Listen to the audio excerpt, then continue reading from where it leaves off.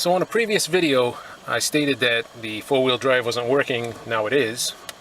So what was happening was when you would shift it into 4 high, the four-wheel drive light wasn't coming on and it wasn't engaging. You can see now it comes on because now it's working, but before it wasn't.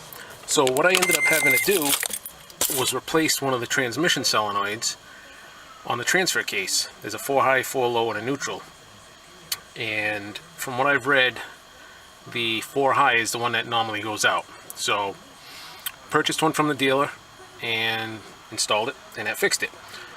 So when you go to install it, one of the things I read or saw was that if you remove the console, underneath there's a plate for this boot. It's got 4 bolts on it, and if you pull the boot up, you can see the solenoid, which you can, but you can't really do anything with it because it's too tight. I can get a wrench on it, but I have no room to move it, so that didn't work.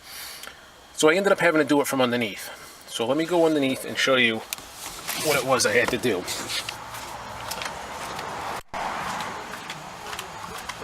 Okay, so it's on the passenger side. Crawl under here.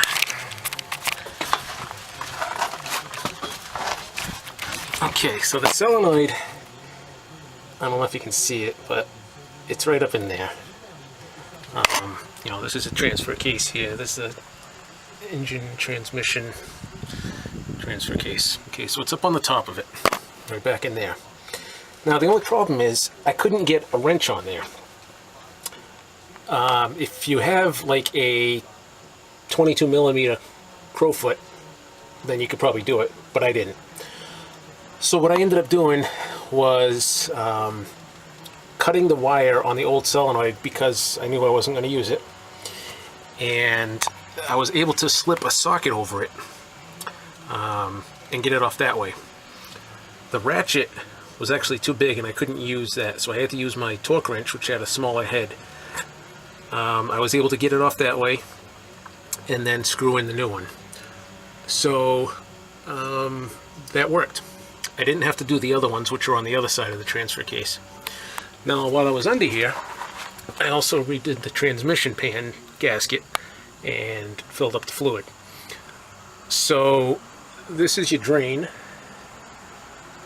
and that is how you check the full level.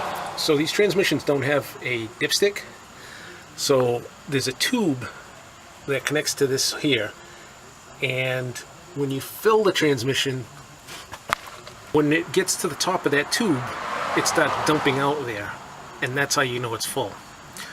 So I did that while I was under here, and now I got all good fluid in there and a new filter, and that's all set. So transmission's working, four-wheel drive's working, everything's working, everything's good. Hope that helps if you run into this problem.